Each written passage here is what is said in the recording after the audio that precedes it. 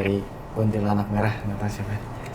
Padahal SMP Sabtu libur, tapi SMK sholatnya tetap normal, minimal habis aja langsung sholat. Ya kalau habis aja langsung sholat berarti jamnya berkurang dong. Nah, iya kan? Iya. Iya, kan kita sholat setelah SD SMP itu bukan karena nggak bisa bareng, bukan. Oh, Justru karena memang kan kita 1 jamnya kan memang sudah ditentukan sehari itu berapa jam, kayak begitu. Ya kalau cuman sampai jam 2 berarti jamnya berkurang dong, gitu dari sebelumnya, gitu. ini ada lagi nih Pak, banyak banget nih kertas tentang aslep. Hmm. Tanya aslep songong, aslep apa nih? Aslep kurang sopan. Ya, masalah aslep ya. Aslep ya. Iya, jadi gini ya. Di awal saya sudah sampaikan bahwa kita itu harus jangan apa ya? Jangan memisahkan antara guru, karyawan. Karyawan itu siapa? Ya karyawan itu ada staf TU, kasir, kepala TU, bendahara, kebersihan, security, gitu loh. Jangan dianggap bahwa mereka ini berbeda. Enggak, sama. Mereka ini sama-sama mengatur sekolah gitu loh. Sama-sama punya tugas di sekolah, tapi tugasnya beda-beda kan gitu. Ya kan? Guru ya tugasnya ngajar gitu loh. Aslep ya tugasnya ini gitu kan ya. Manajemen tugasnya ini, kebersihan tugasnya ini. Security tugasnya ini kan kayak begitu. Tapi mereka itu sama semua gitu kan ya, punya hak untuk mengatur kegiatan-kegiatan yang ada di sekolah, termasuk juga untuk mengatur siswa-siswi yang ada di sekolah. Nggak ada istilahnya kamu nggak nurut gitu kan ya, siswa itu cuman boleh nurut sama guru aja, nggak ada istilah kayak begitu. Siswa itu cuman boleh nurut apa kata wali kelasnya doang, nggak begitu. Jadi kami ini di sekolah, guru, karyawan, seluruhnya, itu sama, punya tugas melaksanakan kegiatan sekolah ini dengan sebaik-baiknya, mengatur agar kegiatan sekolah ini bisa berjalan dengan baik, sesuai dengan porsi kami masing-masing, kayak gitu. Jadi jangan sampai siswa menganggap bahwa kalau sama security ataupun sama OB, gitu kan ya, dilarang untuk ini itu dan lain sebagainya. Ngapain cuman OB doang, cuma security doang, nggak begitu gitu. Mereka itu bagian dari manajemen sekolah gitu. Ya selama memang yang disampaikan itu memang hal yang benar, ya kenapa enggak, ya memang harus dilakukan kayak itu. Contoh, di sekolah ada yang namanya piket. Ya, siapapun yang piket, itu tugasnya adalah piket. Dia punya hak yang namanya memberikan poin, menegur, dan lain sebagainya. Mau itu dia posisinya yang kamu tahu dia adalah guru, atau cuman aslep, atau cuman security, gitulah. Tetap, ketika dia piket, maka dia punya wewenang untuk melakukan hal-hal itu. Tugas-tugas piket, kan gitu. Nah ini persepsi kita, persepsi kalian mungkin ya, masih banyak salah, masih banyak menganggap bahwa cuman aslep, cuman security, cuman OB gitu. Kalau sama guru baru, kalau sama wakil baru, kalau sama kepala sekolah baru. Nah itu. Nah ini persepsi itu yang akhirnya muncul ketika ada aslep atau apa gitu kan ya, melakukan ini itu segala macam, dianggapnya cuma aslep doang kok begitu, nggak begitu ya. Selama itu memang bagian dari manajemen sekolah, ya memang seperti itu. Nah, kalaupun berbicara tentang pribadi, ya, judes lah, galak lah, gitu kan ya. Kalau itu mah kita tidak bicara manajemen, kalau itu berarti bisa bicara masalah pribadi ataupun personal. Ya nggak cuma aslep doang dong yang judes, mungkin guru juga ada, gitu kan? Nggak cuma aslep doang yang galak, gitu kan ya? Guru juga ada, kan kayak begitu. Itu di luar dari itu. Tapi kalau umpama masalah tugas gitu kan dan sebagainya itu sama semua. Dan sebagai siswa ya harus tetap menghormati manajemen guru yang ada memang di sekolah kayak gitu. Itu ya. Oke, lanjut lagi. Ini saya ada ngumpulin kertas juga nih, yang isinya tentang poin. Sekolah poin, apa-apa poin, bingung deh. Kenapa sih Pak harus ada poin gitu kan dan sebagainya. Oke. Jadi gini ya. Poin kan itu turunan dari aturan. Jadi dalam kita hidup bermasyarakat gitu kan ya, tentu harus ada apa pertama aturan kan, gitu loh, agar hubungan itu tetap berjalan dengan baik gitu loh, tidak saling mengganggu dan lain sebagainya. Nah, ketika ada aturan, pasti di sini ada dua hal, bisa reward, bisa punishment, kan kayak begitu. Sama seperti aturan berlalu lintas. Ketika ada aturan berlalu lintas, tujuannya kan satu, biar di perjalanan di lalu lintas itu tertib, gitu kan? Iya, betul. Biar tidak seenaknya dan lain sebagainya, kayak gitu. Nah, ketika ada aturan tersebut, maka pasti ada akan turunannya. Gimana kalau yang nggak ngikutin aturan? Pasti kan ada punishment. Nah, sama di sekolah ada aturan, ada. Nggak boleh ini, jangan telat lah, berpakaian yang rapi, bicara yang baik, kan gitu kan? Itu aturan-aturan dari sekolah. Nggak boleh bolos, gitu. Nah, bagaimana kalau ada yang melanggar aturan ini? Ya tentu ada punishment. Punishmentnya apa? Di kita dalam bentuk poin. Kenapa yang dipilih dalam bentuk poin? Ya karena kalian udah pada gede, udah pada SMA, SMK, nggak mungkin aturannya itu gitu kan ya digebugin. Aturannya itu punishment-nya itu dicubit. Bukan mendidik namanya, kan begitu. Punishment-nya itu umpama gitu kan ya, ya dilakukan hal-hal fisik lah, kan nggak mungkin begitu, gitu ya. Nah, punishment-nya itu bentuknya apa? Bentuknya poin. Sehingga dari poin tersebut ada konsekuensi. Konsekuensinya apa? Konsekuensinya kalau sampai poinnya 100, maka sudah tidak bisa gabung lagi dengan sekolah. Kan begitu. Kenapa? Ya karena sudah dikasih poin. Poin itu kan kesempatan kan? Ya, ayo, berapa? 2, 3, 4 terus gitu kan. Nah, makin banyak poin berarti kan makin banyak melanggar aturan. Nah sekarang kalau umpama aturannya dilanggar terus ya berarti kan ya memang nggak mau ngikutin aturan. Kalau nggak mau ngikutin aturan terus ngapain capek-capek ada di sini? Ya udah sih gitu kan, jangan maksain. Iya kan? Daripada maksain gitu kan ya, bikin melanggar aturan terus, ya udah sih gitu. Kasihan orang tua ya mengeluarkan biaya dan sebagainya, tapi aturan di sekolah nggak diikutin gitu. Yang pertama. Yang kedua, aturan itu adalah berfungsi untuk hal-hal yang baik juga buat kita sebetulnya kalau kita sadari gitu. Kenapa sih pada sekolah ada aturan nggak boleh telat? Hei, kamu nanti kalau udah lulus, kamu kuliah, kamu kerja, itu sama ada aturan nggak boleh telat juga. Di sekolah kamu telat dikasih poin 1. Di kerjaan kamu telat 2 kali 3 kali diberhentiin. Kalau nggak biasa tepat waktu, kan gitu kan? Karena di sekolahnya sering telat, nggak bisa tepat waktu, dan sekolah juga nggak pernah negor segala macam, akhirnya kebawa tuh pas udah kerja. Pas udah kerja, sering telat dan lain sebagainya, nggak kuat dia, nggak biasa dia ngikutin aturan, ya udah. Akhirnya tersingkirkan. Ya jangan kerjaan lah. Kalian juga kalau mau nongkrong pasti punya aturan kan, walaupun tidak tertulis, gitu kan? Ada aturan. Coba, emang enak nungguin orang yang suka telat? Nggak enak. Kan kayak begitu, walaupun tidak tertulis ya. Iya. Tuh. Ya.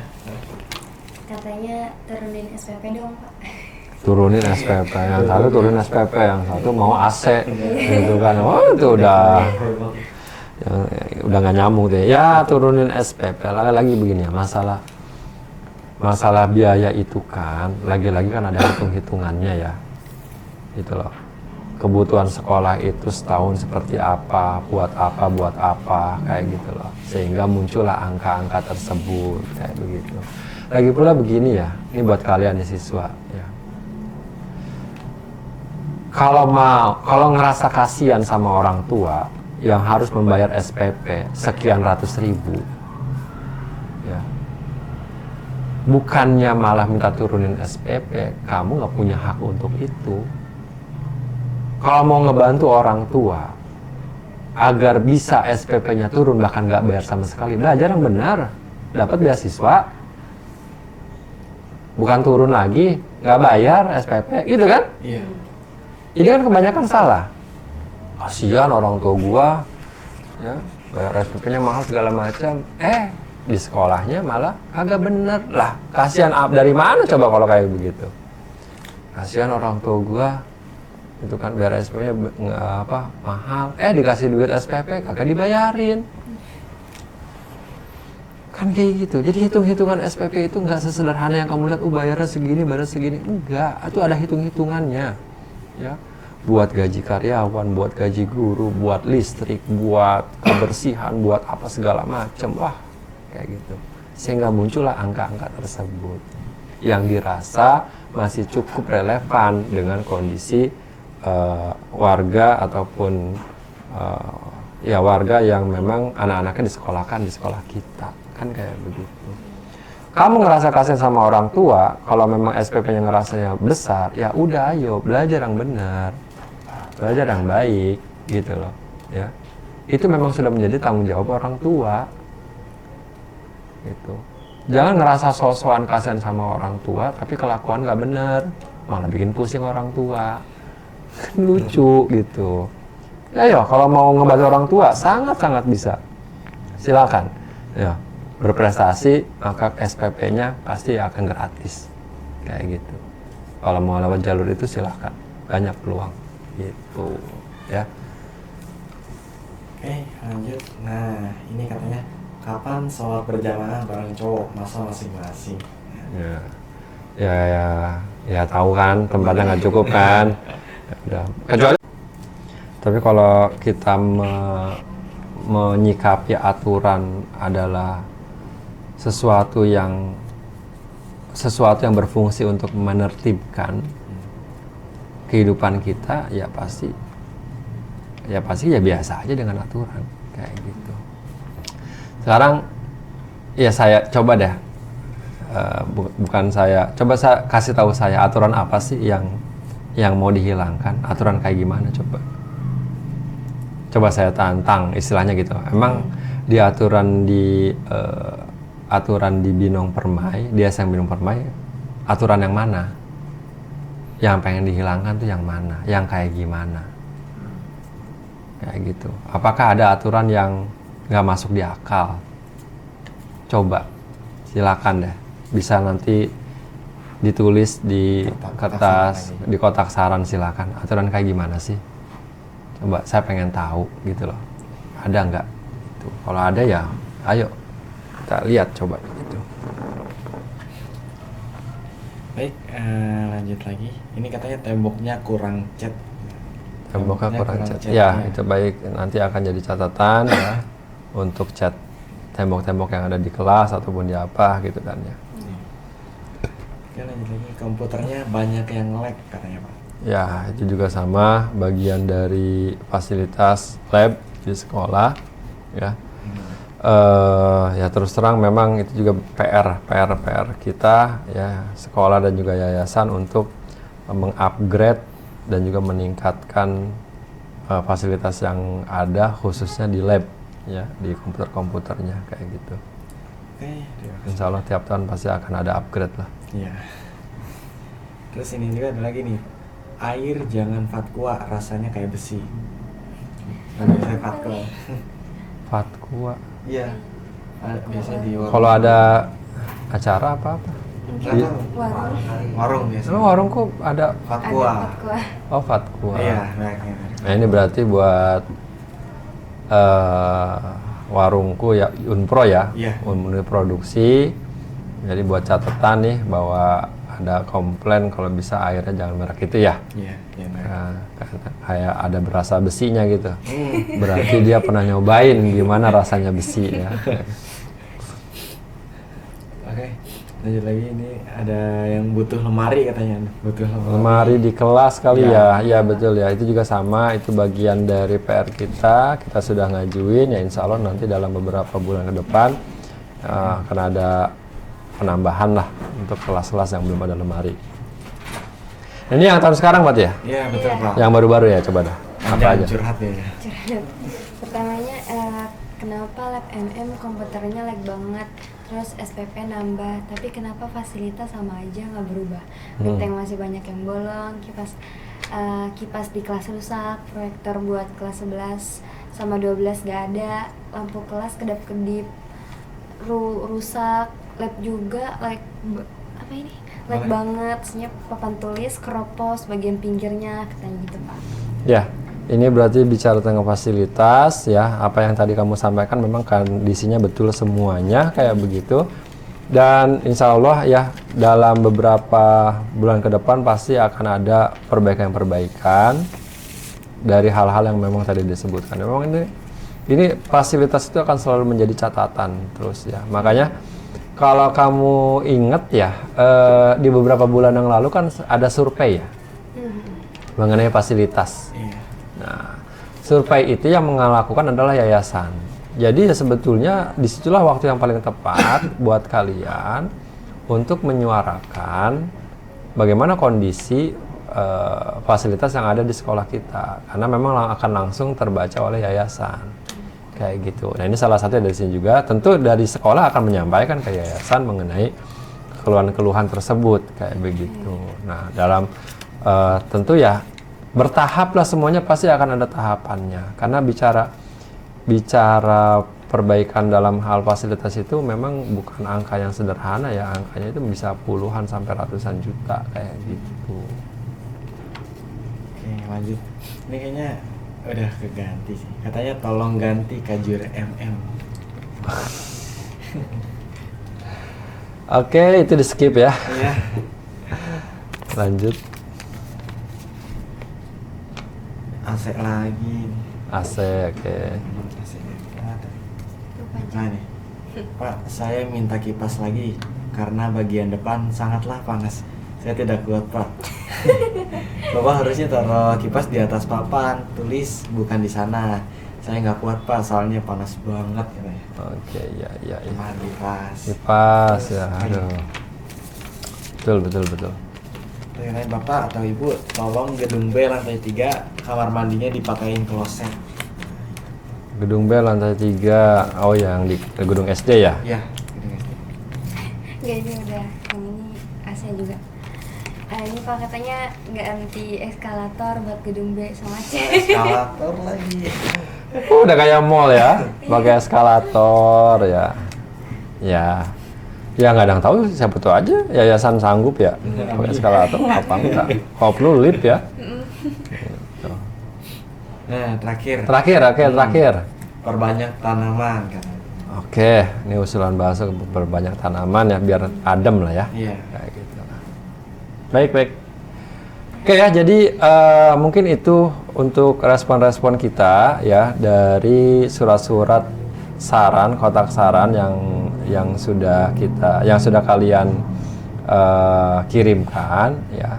Jadi intinya anak-anakku sekalian, kalau memang ada keluhan dan lain sebagainya, ada beberapa cara untuk menyampaikannya. Satu, bisa menyampaikan secara langsung kepada wali kelas, kepada guru, ataupun kepada pimpinan yang ada di sekolah, silakan aja.